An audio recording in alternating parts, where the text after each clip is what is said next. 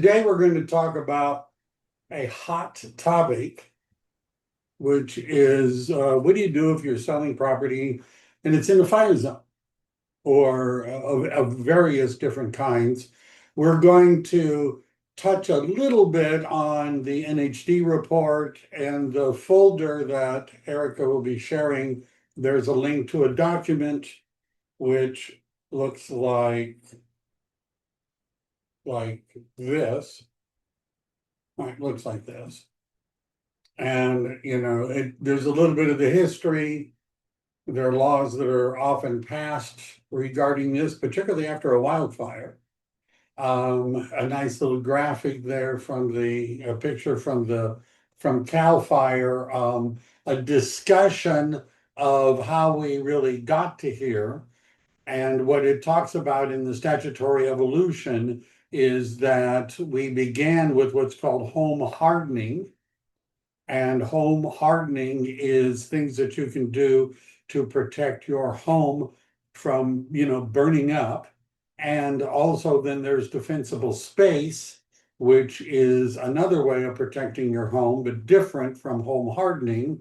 And then there are retrofits that may be required. And then there's a wildfire mitigation area. All of these interesting subjects we're going to discuss. Historically, I'm a certified California Association of Realtors form trainer. I bet you're impressed. And when we have our meetings, our secret meetings, we discuss which forms are hated the most by real estate agents. And up until a few years ago, the COP form, which is the condition of property form, easily won. Right? If you're wondering why, take a look at it. Right? It's oftentimes confusing, and you have to compare paragraph 7 to the beginning paragraphs. But it's no longer the most hated form in the California Association of Realtors form arsenal. It is now the fire hardening and defensible space. And it's hated by real estate agents at a level that far exceeds the animosity that the condition of property sale ever generated. So I'm going to, climb into the arena with the beast and see if we can, subdue it at all. To say, I'm going to cut down on the puns, but the whole concept is a little cloudy, let's just say, or smoky. And sometimes we're going to go through and look at it. You'll notice to begin with, before we get into the actual form, it's residential properties 1 to 4 units. Let me just start with that.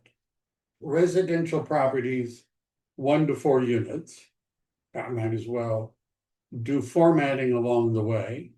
So what about a condominium? If you have a condominium, do you have to comply with the fire hardening and defensible space law?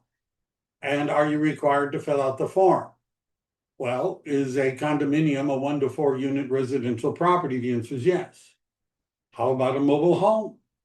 Do they have to comply with the fire hardening and defensible space rules? And the answer is yes. They're considered to be a 1 to 4 unit.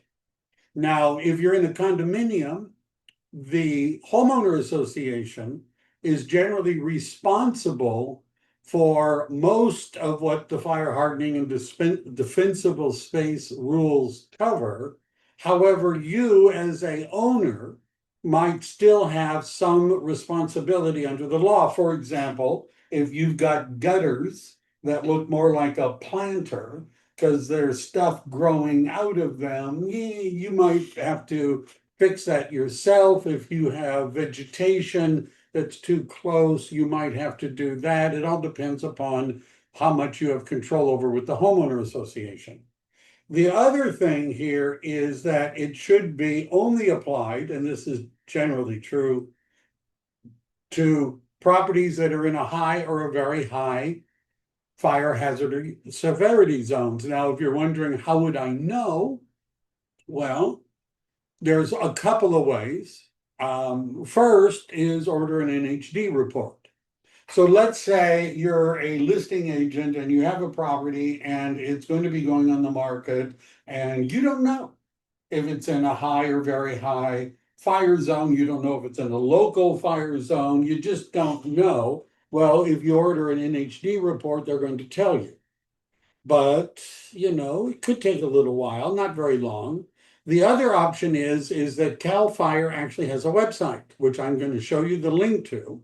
And if you open up that website and you put in an address of the property, it's going to tell you if the property is in a high or very high, or if there's a local fire zone. Now, those of you that actually have properties coming that, that you're interested in, get the address out, Because when we get to that stage, if you give me the address, I'll pop it in and you can see, are you in a high, very high, or local fire zone, right? Isn't that exciting? If there's a wildfire mitigation area, then you also may have other disclosures. So I took these screenshots. I stole them from somebody that did a class. But these were borrowed, let's just say, from Disclosure Source. And I'm going to show you an actual, I think I have one. I will show you an actual NHD report. But the reason I wanted to use this one, just a second.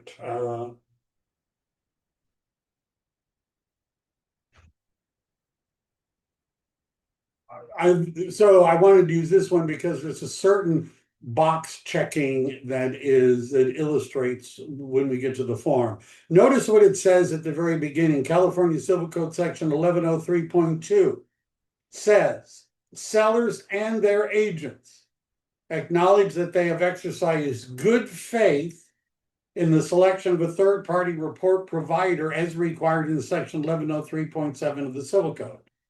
So a seller really has two choices, and only one of them is good at all. The first choice is they could download you could give them a California Association of Realtors form, which they could fill out, and they could answer whether or not it's in a high or very high fire zone based upon their own personal research. They could do that, right? Instead of spending $99 and getting an NHD report. They better not be wrong. I'm just saying, they better not be wrong. Because if they are, they're going to meet lawyers. Now, the other option, which is done like virtually all the time, is that agents will buy or select a NHD provider that the seller will pay for. $99 is typical, and it includes a bunch of other stuff. For example, there's links to all the different pamphlets, one of which we'll be talking about later. There's tax things, Mello-Roos disclosures, there's just a whole bunch of stuff. And many of the NHD companies even know that San Jose has a street tree disclosure, and they'll throw it in as well. So it saves you a lot of time and trouble to just get an NHD report. Now, the thing about good faith is, does that mean that the real estate agent should pick the NHD company that is the cheapest NHD company in existence? Is that good faith? Should you pick the NHD company that generates the report quicker, some of them say like in 30 minutes, than any of the other companies? Does that sound like good faith? Not really, right? And the other issue is that you want to make sure that the NHD company has insurance and that it covers you as an agent and the seller as well if they make a mistake. Many of the NHD companies have insurance, but it only covers them if they make a mistake. Doesn't cover the agent, doesn't cover the seller. Now, being honest, we use Disclosure Source, which is part of Fidelity, this Fidelity group. They have insurance. I like the reports. I'm just saying, right? Now, there are, what disclosure stuff, and this is true for many of the NHD companies, there's two groups of maps. There's the statutory map, which means the state map. and then there's the local map. It is the state map that triggers most of the requirement. For example, for fire hardening and defensible space requirements, the property has to be in a high or very high fire zone. So let's say that for the state, it's not in a high or very high fire zone, but the local map says that it is, because they have the ability to add to the state maps. Do you have to do the report? And the answer is no, because the trigger for fire hardening and defensible space is the state statutory map. But that doesn't mean if you knew that, you might want to tell them. Now, the reason this, I know, if I scroll in, can I make it bigger? Oh, well, whatever. Well, so let me just pull up. This is a sample disclosure source.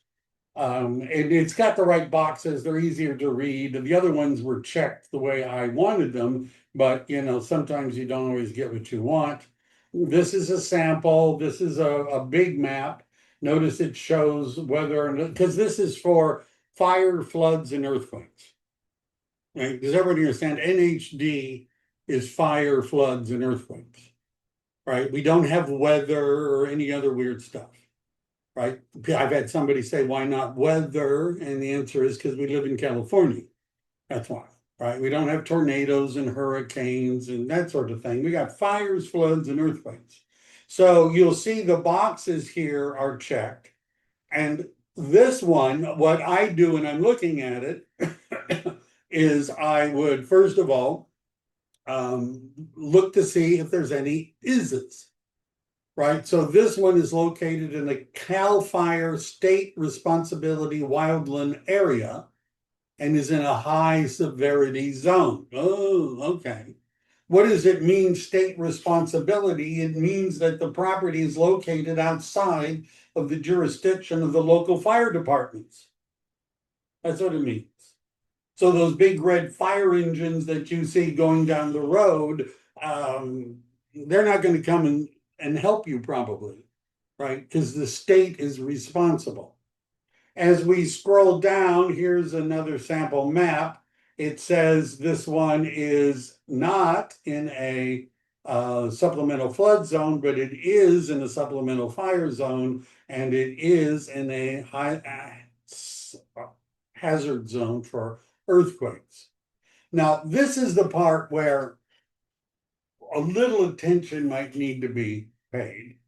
And it's this block down here, which is hard for me to, I don't know.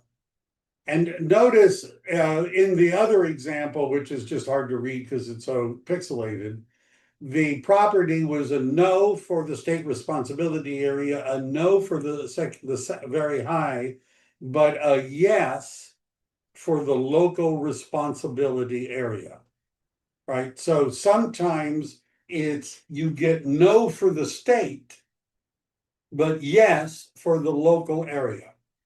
And that, as you're going to see, is actually important, right? And in this particular example, which again, I probably can't zoom in, you can see there's right over there 2 yeses and then a little no.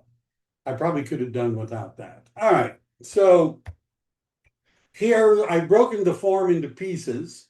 I have a sample. It was revised back in June of 2025, because there's always more fires and more laws and things like that. And the first part deals with law applicability. And 1A lists 4 conditions that have to be met in order for that law to kick in: fire hardening. 1, the property must contain 1 to 4 units. Remember, that includes condos, townhomes, mobile homes, up to 4 units. Now, that doesn't mean when you get to 5, you don't have to do anything, but there are different laws, because at 5, it's considered like a commercial apartment building. That's 1. Number 2, the seller is required to do a TDS. Now, last week, I believe it was, I talked about TDS, SBQ, and the exempt seller disclosure.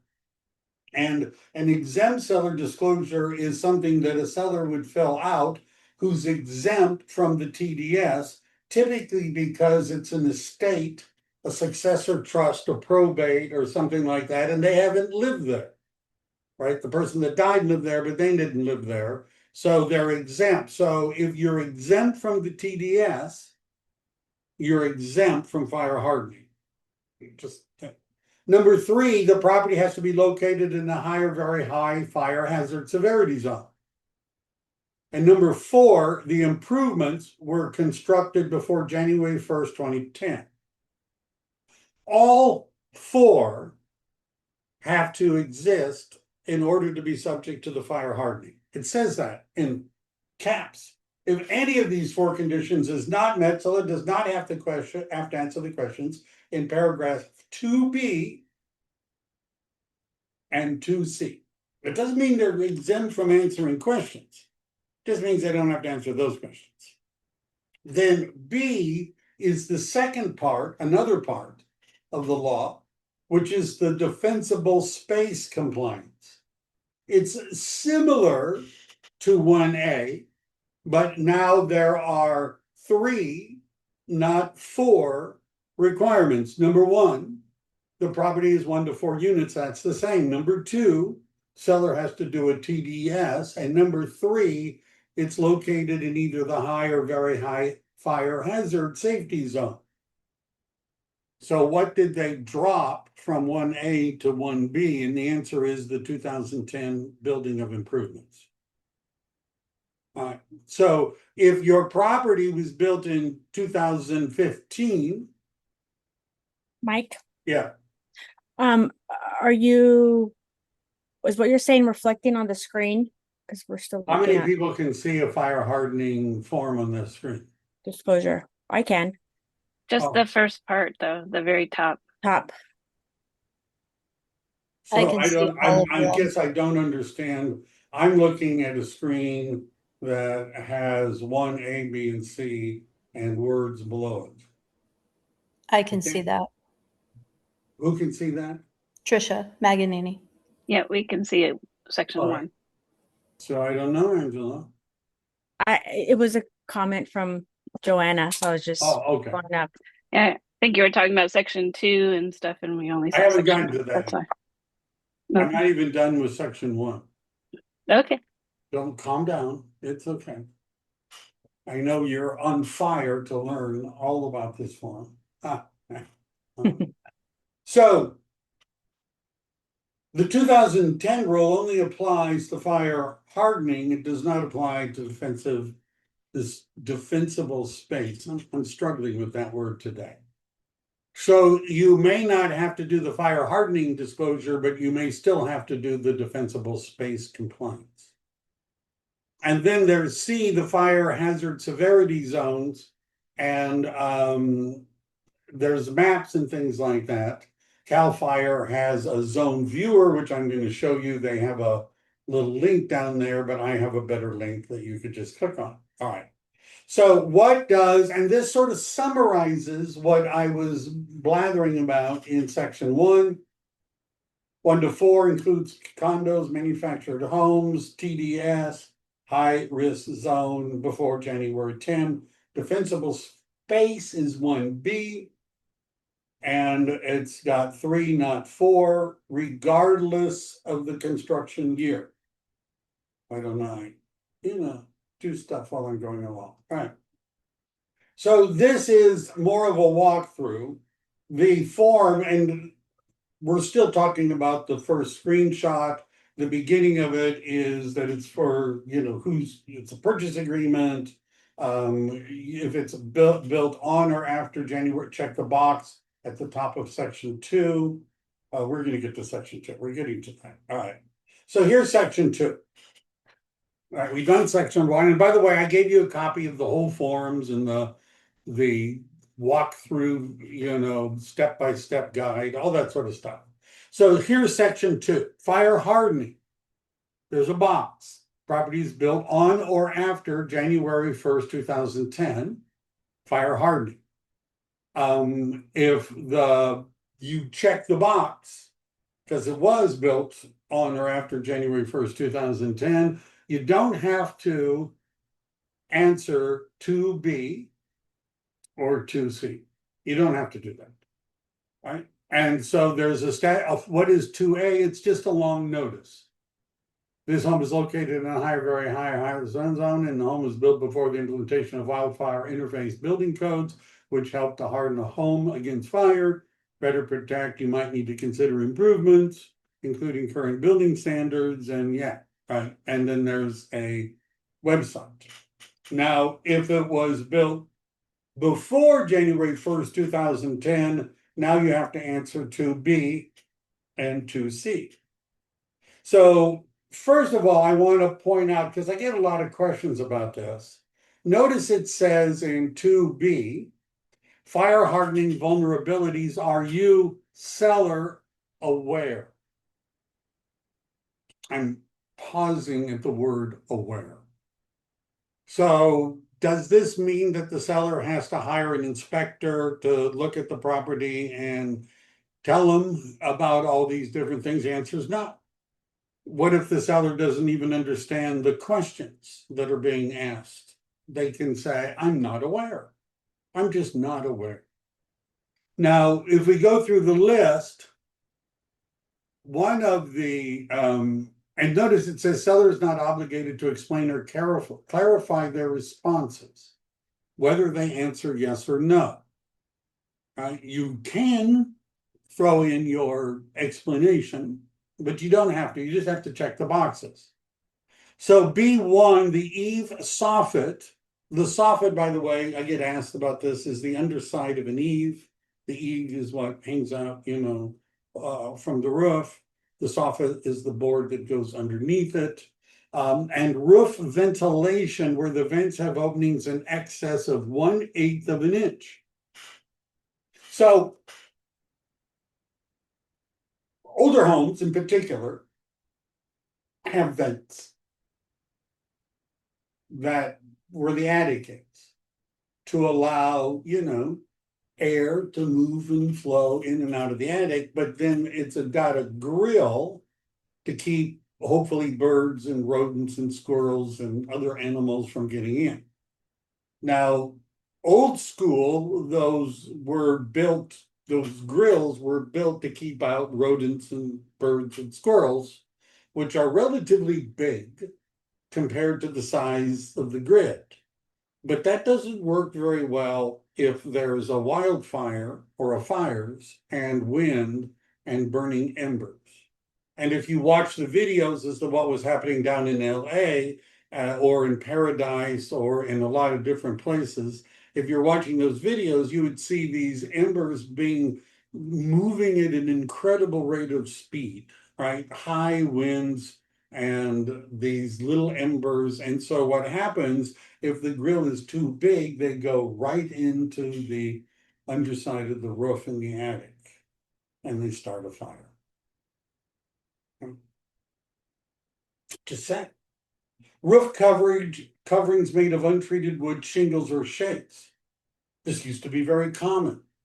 It was decades ago, however, that in California, they had a law that said you can't have a wood shake roof unless it's chemically treated to be fire resistant. Because, again, burning embers blown on the roof, it burns.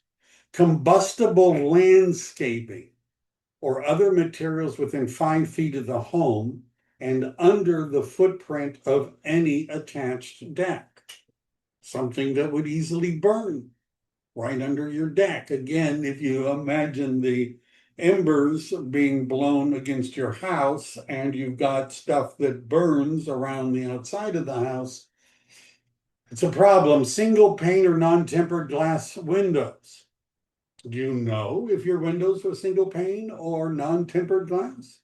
If you don't, you're not aware. And you could say no, but if you know, you say yes. Loose or missing bird stopping or roof flashing, right? And what those are metal. Flashing is a metal part of the roof that's used to protect the roof. And again, the metal, of course, is better than wood when it comes to fires, rain gutters without metal or non-combustible gutter covers. Do your gutters have covers? You know? Do you have plants growing in them? Ugh. And so in B, you don't have to explain, but you could. You answer yes or no. Again, the property has to be built before 2010. TDS, fire, high fire zone, all the other requirements. Then there's a list of low-cost retrofit, which comes from CAL FIRE. You'll notice there's a link. I believe I do have that link in my, I think I do, but there's a link there. And it asks the seller, have you completed any of the following low-cost retrofits during the time you've owned the property? If it was partially completed or only applied to a portion of the feature or similar work was performed, or if you're responsible or needs clarification, explain it. If you're unsure, just pick no, because you're not aware, right? You just don't know. So they ask questions, right? I'm not going to go through all of these, reading them with you unless there's one that you are worried about. CAL FIRE has a brochure about all this stuff. But you know, have you replaced the roof? The roof covering sheathing, is it blocked with non-combustible material? That's called bird stops, right? To keep the birds from getting in. Installation of non-combustible gutter covers, covered chimney and stovepipes, ember and flame resistant vents. You get the idea. Have you done it or not? All right. 2B, now this is an explanation of what I just went through: awareness, retrofit history.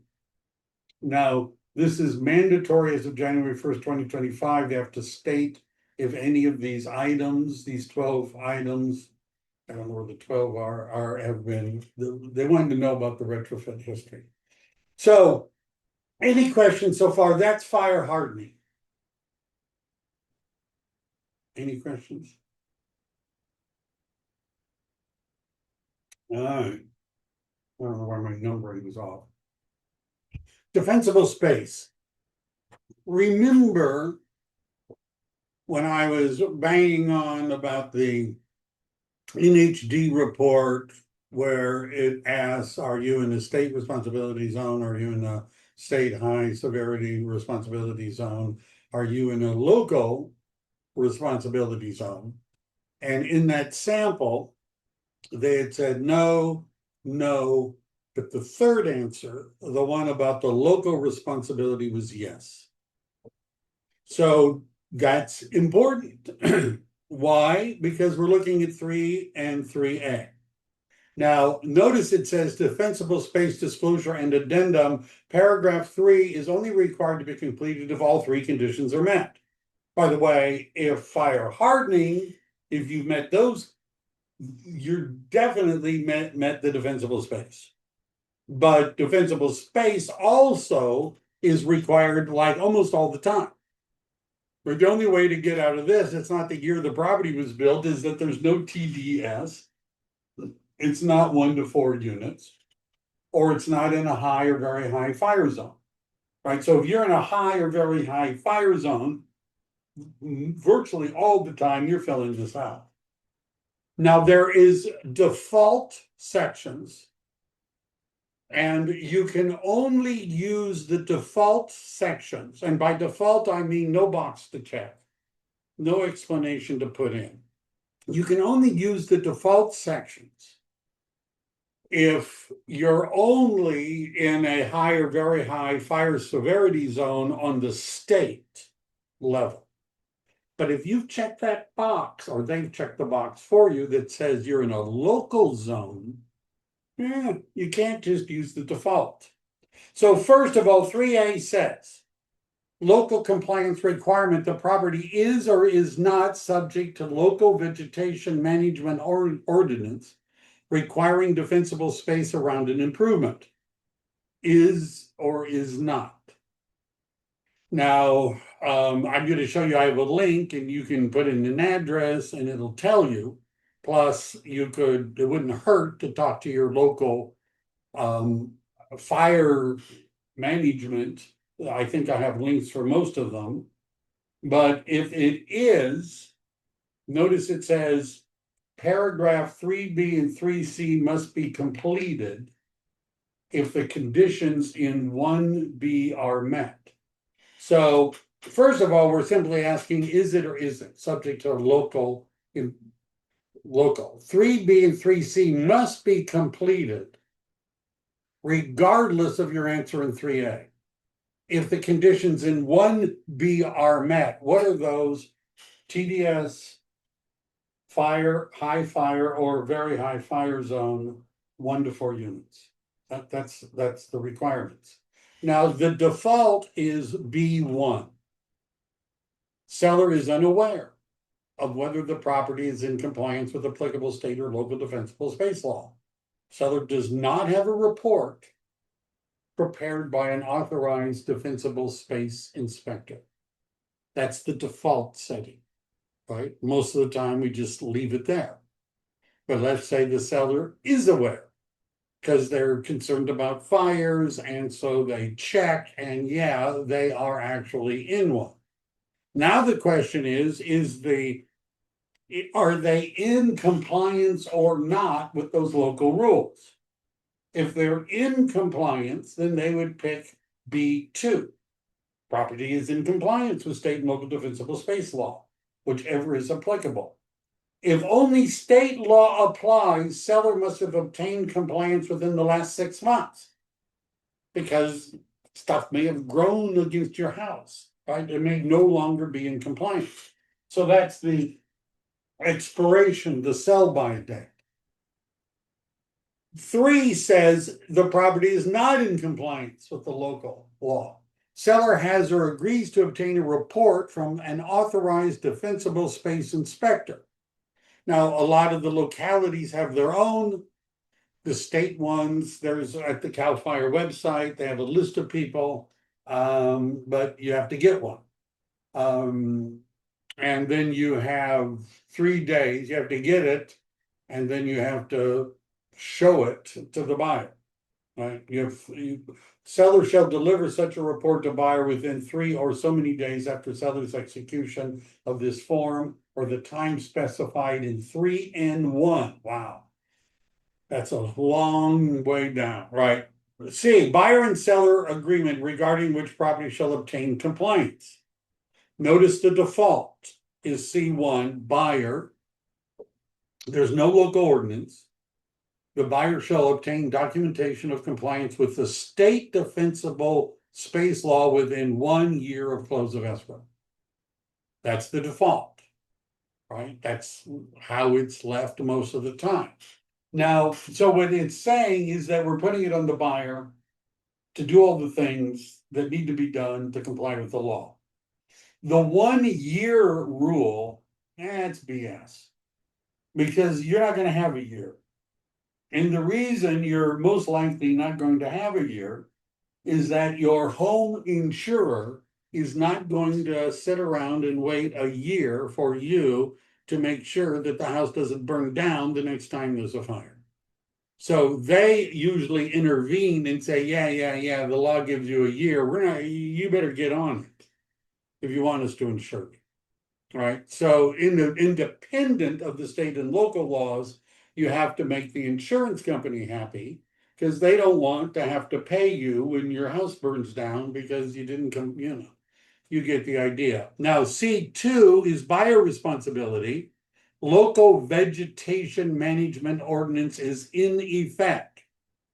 In other words, you need to find out from your local area whether or not they have their own rules. And if they do, then you would check the C2. Right? If they don't, you don't need to worry about that. But it says buyer shall comply with the requirements of the ordinance after close of escrow. You don't have to do it before. C3, local vegetation management ordinance is in effect, which does not require compliance as a result of a sale of the property. This is called a result of sale ordinance. Auburn, Paradise, Tahoe, there are a number of areas in California where you have to comply with their local vegetation management by the time escrow closes. It's triggered as a result of sale. And so you would need to get that. Buyer shall obtain documentation with the state defensible space law within 1 year. But remember, the insurance company won't probably wait that long. So C1 default, there's no local ordinance.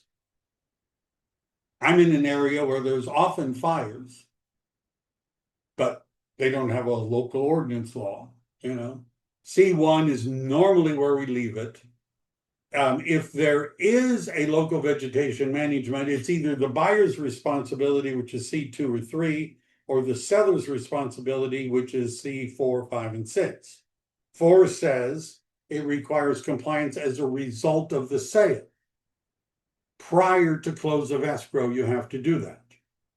You have to do that, right? Seller's going to be responsible for doing it. C5 says if only the state law applies, seller has obtained documentation or compliance with state defensible space requirement within the last 6 months. And C6 says, agreement to obtain state compliance, seller shall obtain the documentation and deliver it to the buyer prior to the time of buyer's final verification of condition.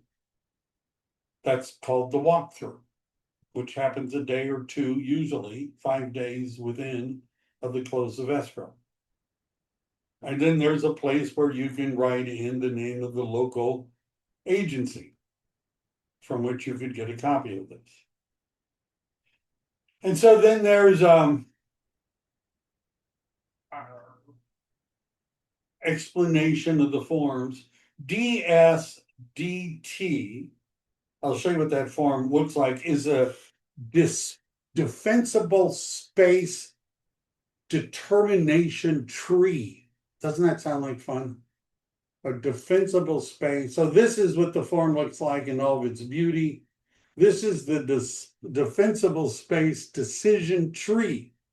And I bet you're not doubting that this form is hated by real estate agents. But you can go through this decision tree, checking the boxes, additional information.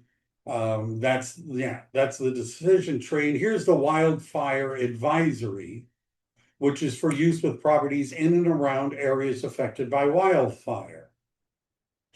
Now, many brokers just want to see this in the file, right? Regardless of, they just want to see it in the file. Because where I'm speaking to you from right now is not a high or very high fire zone, high severity fire zone. But when there are fires, and there are fires in Morgan Hill, the last time it stopped about 3 blocks away from where I am, right? In the office, 3 blocks. So we're really close to where there's fires, but we're not technically in one of those required zones. So this is generally a good thing to just include, and a lot of brokers just include it all the time. Certainly, if fire hardening and defensible space is required, you ought to be throwing this in, right? So if it's in a high or very high fire zone, you ought to be throwing it in. If it's in a local high fire area, you ought to be throwing it in. Just saying, right? Now, good news. There are many programs, state and local, where they offer you financial assistance to mitigate against, to make your fire hardening and defensible space more defensible. So California has a safe home grant, provides grants for fire safe roofs and zone 0 5-foot buffer. They had a zone 1 and a zone 2 and a zone 3, and then they made up a zone 0 because zone 1 was after 5 feet. And then they realized, well, we had to do something in the first 5 feet, but they'd already taken 1 and 2 and 3. So they came up with 0. Why not? California Wildfire Mitigation Program. You can, copy these. Marin County has one. San Diego has one. Sonoma, San Rafael, Plymouth has one. Right. And I'm not saying this is all of them. Right. These are the ones that I could easily find prior to doing the class. So does anybody have an address that you are wondering, is this in a fire high or, oh, that's not, okay, here we go. Anybody? No? So don't just everybody blurt out an address at once. I know you're all excited. Mike, this is Tricia again. I'll give you an address. All right, 3660 Walnut Boulevard, Brentwood, California. Brentwood, California. All right. Yeah, it's a mobile home park in Brentwood. So, first of all, if you look at the right, let me see if I can make this bigger. If you look at the right, there's the legend. Now, gray is good. Gray is good, right? You'd think I would, never mind, I'm not gonna make it. So if you look over on the right, you'll notice under state responsibility areas, local responsibility area is gray. Right, so why is that good? Because it's not got color, it's not in color. Now, if it's in color and it's solid, so if we zoom out, right, if we zoom out, you start to see, you see the different colors. Red is bad. Red is bad. Because red means very high. And if it's red, it's a local responsibility area. All right, local, which means they probably have local ordinances. Then there's high, which is the solid gold. Moderate. Moderate means that, yeah, you have fires, but you don't have to comply with the FHDS because you're not in a high or very high. Now, if it's got the lines, and you can see some of them have lines, that means it's in the state responsibility area. And if you are only in a state responsible area, then you don't have the local jurisdiction rules that you have if you're in a solid color. Any questions about that? So Brentwood, see how far away it is from, yeah. There's 4 other addresses if you want to pull them up. Sure. Can you read them off? Sure. I don't know how to pronounce this one, but it's 5 Paltero Street. Number 5. Can Number you 5. spell it? Yeah, Paltero Street. Mission. Yep. Yeah. Oh, it's yellow, which means moderate. It's a moderate local area. It's got around it, you can see is a high area. Gold, that's the but it's in a moderate area, not required, right? Not required. But you can see it's not too far away. But yeah. So what's the difference between the state ones and the local? So is that yellow more of a solid color? If So it's it's solid local yellow, moderate? it's local. So if we zoom out, it becomes more apparent. So you'll notice that these lines, because when you zoom in, it's sometimes harder to see the lines. But you'll see that all around this yellow is and I don't think that this could be, I don't think that there's lines there, but it's moderate for both of them. If the gold around it has lines, which means it's in a state area, but not a local one. The dark solid red and gold and yellow, and this is sort of, I guess this may be state, because I guess it's hard to tell. It looks like there's lines in here, but Yeah, it's a new construction area, so I know they've been given special fire hardening, design practices and given an award for doing that sort of thing. So maybe it's not a state problem Well, because if it's a new construction, it's exempt from the fire hardening, but not necessarily defensible space. okay. Right, the 2010 rule only applies to fire hardening. Another one, anyone else? Sure. This other one is 13495 Hilltop Terrace.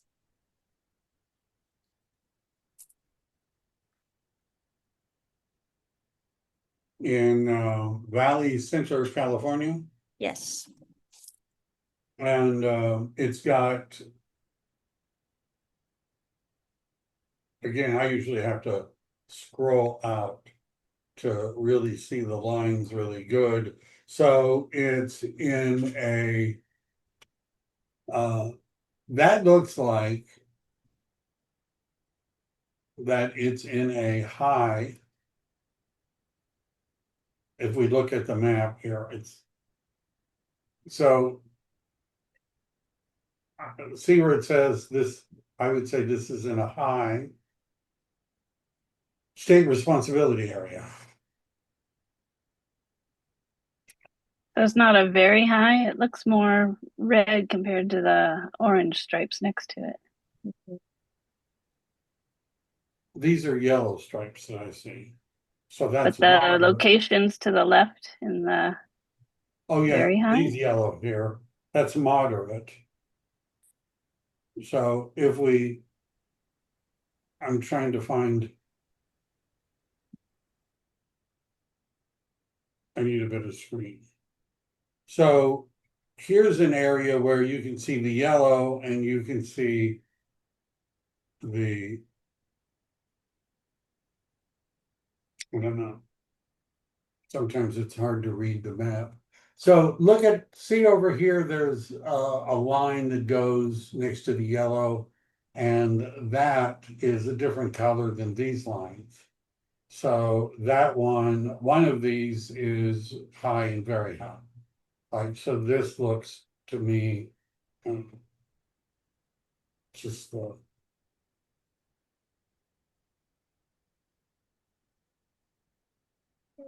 hard to say. So light gray.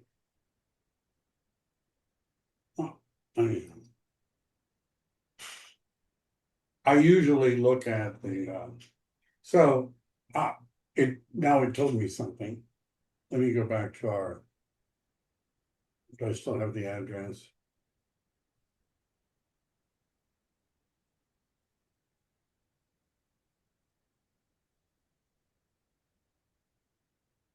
Very high. If you double click, it'll pop up. State responsibility area. Very high. All right. Hard to read the legend sometimes. So you're correct. That's what it's very high. And if we go here, and this is high, and that's also high, but not very high. I just get an NHD report. But if you're going on a listing appointment, you might want to, play around with this. Double click, it'll give you what it says. Any other questions about this? Yeah, all right. So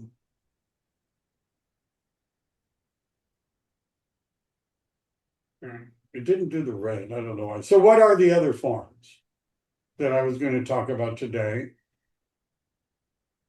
For some reason, it didn't print the way I wanted it to, but that's life. So the reason I picked the forms that I picked today and last week is that most of what we call disclosure forms are simply advisories.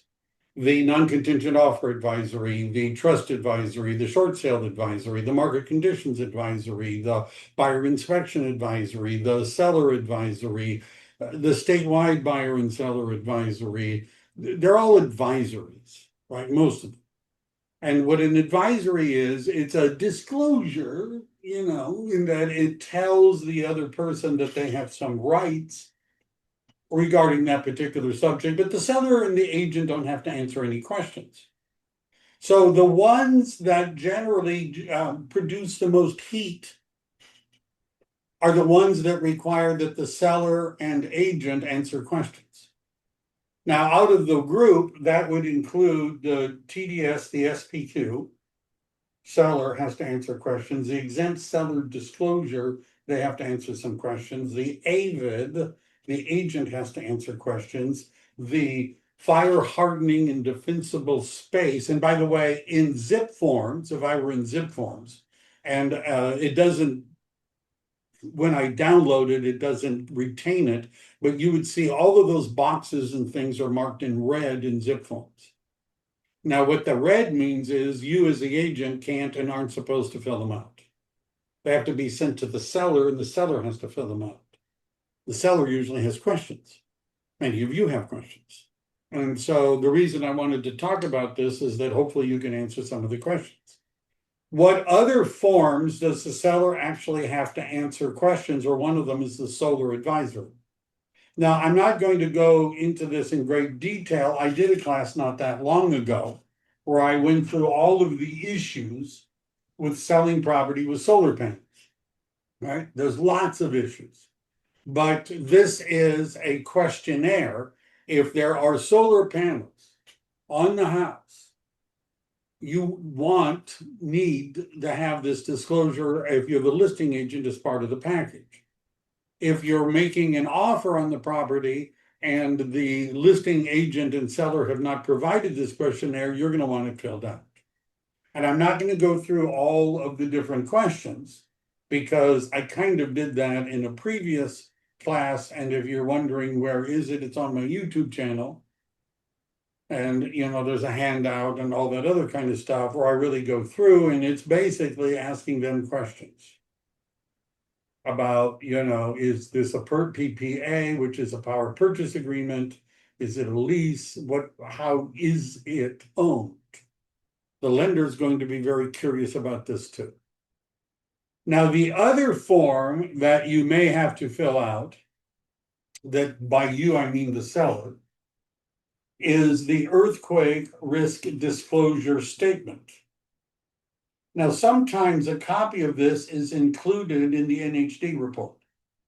What the NHD report does is it does the NHD, natural hazards, fire, flood, earthquakes. It also does taxes, bonds, Melrose taxes, things like that. You should always include the box that says environmental, because it will show the buyer if there's any known environmental hazards that are in the area. Liquid underground storage tanks, things like that, an abandoned gas station, right? An abandoned paint store, right? All of which could have the leaching toxic chemicals into the ground. But then the NHD also has what we call the booklets, the pamphlets. Lead-based paint disclosure, the environmental hazards disclosure, earthquake disclosure. And so a lot of times I see this form as part of the booklet, but nobody's bothered to fill it out. Do you always have to fill out this form? The answer is no. When do you have to fill out the form? And the answer is if the property is a single frame residence built before January 1st, 1960. Or a brick building, masonry is how it's referred to, built before January 1st, 1975. Now, many brokers, because I've actually was at elsewhere and somebody asked me the question, I was a productivity coach, about when do I have to fill out this form? And I rattled off what I just said, and the broker said, don't tell them that. I'm like, why not? They won't remember. We just tell them always to fill out the form.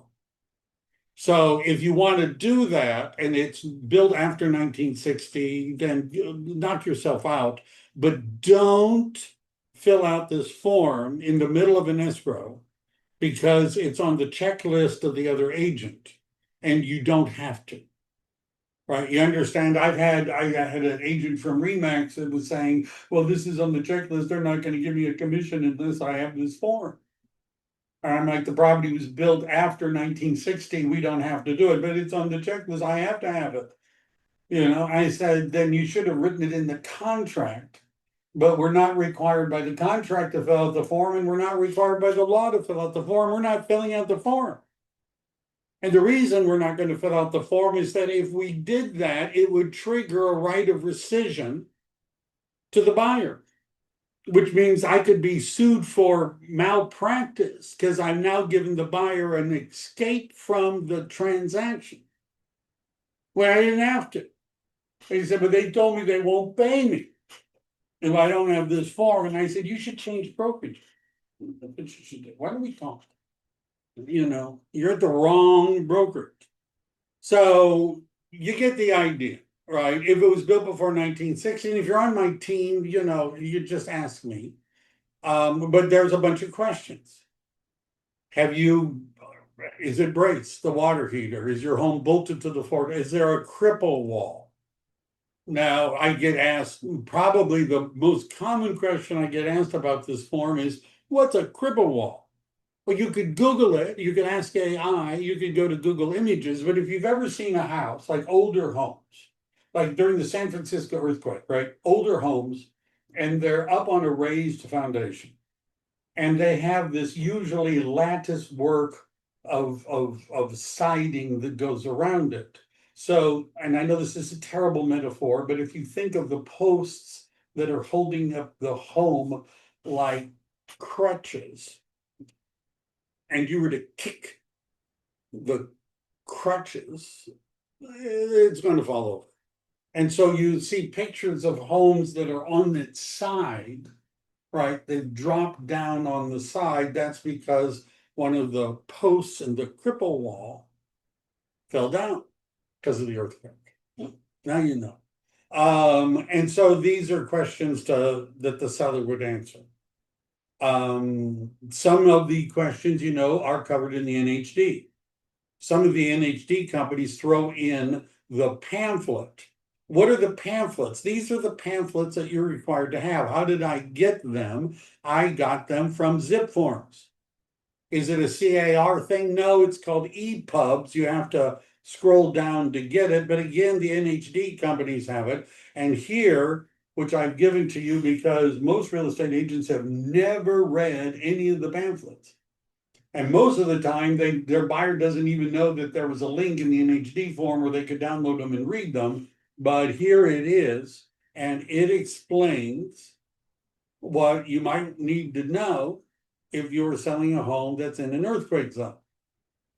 Right now, the earthquake zone, by the way, is not as big. Like I'm in Morgan Hill. Are we in an earthquake zone? The answer is no. Right, because you take the fault. It's called the fault zone. You take the fault and you go 1/8 of a mile each way. Right, so it's 1/4 of a mile wide. You have to be right on top of the earthquake, so earthquake fault to be in the fault. And one of the things I say to buyers is, if the lender's going to look at this, right? The lender is not going to want to make a loan if you're in the earthquake fault zone unless you have appropriate insurance. But you know, I sold a house in Watsonville some years ago. Buyer paid cash. It was on the earthquake fault, Loma Prieta. The cross streets were Loma Prieta and San Andreas. Those were the two streets next to the house. It was up on stilts, so it had a good view of the valley. Right? No lender would lend any money on this property, but the guy had cash and he wanted to buy it, so he sold it. Right? So if you're getting a loan, the lender's going to screen this too. But I gave you a copy of the book. There we go. You know, you can see here's the tipped over ones. Have fun.